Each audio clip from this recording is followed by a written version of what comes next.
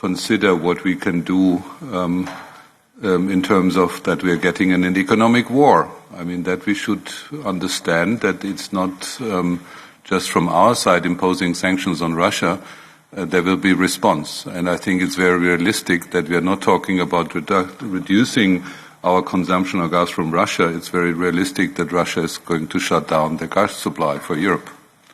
So you had been referring to, let's say, in perspective to a short-term notice on what we could do. My question is more precisely, I mean, what is your knowledge on our capacity to fill up the gas reserve till September or October?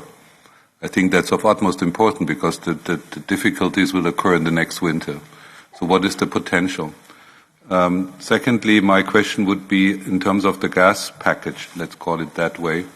What we see in terms of LNG gas, the problem is that the European market in terms of infrastructure is not completed.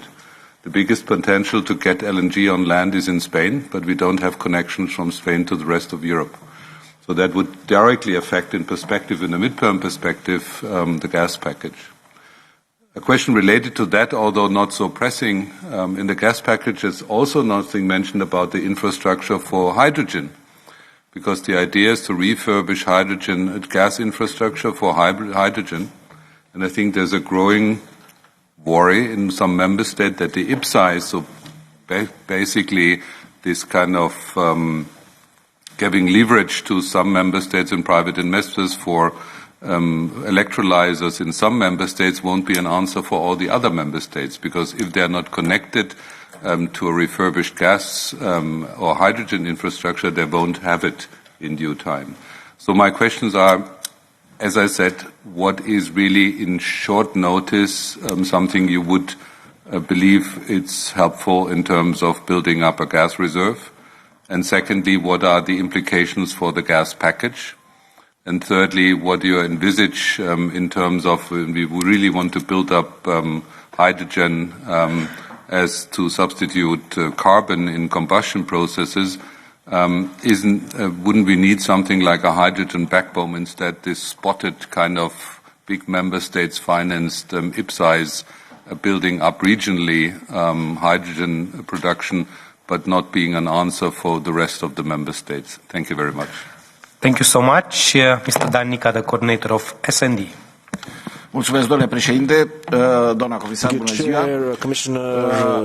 Îmi pare rău să vă spun, dar nu cred că această invazie a Rusiei în Ucraina este cea care ne-a arătat vulnerabilitatea sistemului energetic european. Eu cred că acest lucru era clar. Era clar, dar alegerea a fost să închideți ochii. Eu aș vrea să vă refer la două lucruri. Piața de energie a Uniunii Europene și eu cred că ne aflăm în fața unui exemplu clasic de eșec de piață, market failure, în caz de traducerea foarte corect. Și spun acest lucru, doamna comisar, pentru că în momentul în care în România factura la energie este mai mare decât pensia minimă, mai mare decât pensia minimă este eșec de piață. Când în România, situația generală și foarte multe alte state membre, este mai mare decât salariul minim pe economie, este eșec de piață. Când această creștere a prețurilor se regăsește în același timp și ne cereți ca să și explicăm aceste lucruri, că e o piață de energie funcțională,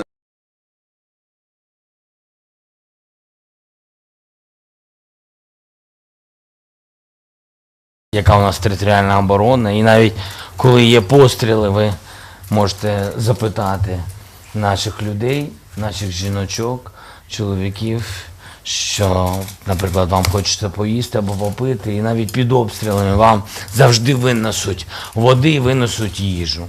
Ось чому я так міцно і впевнено разом з військовими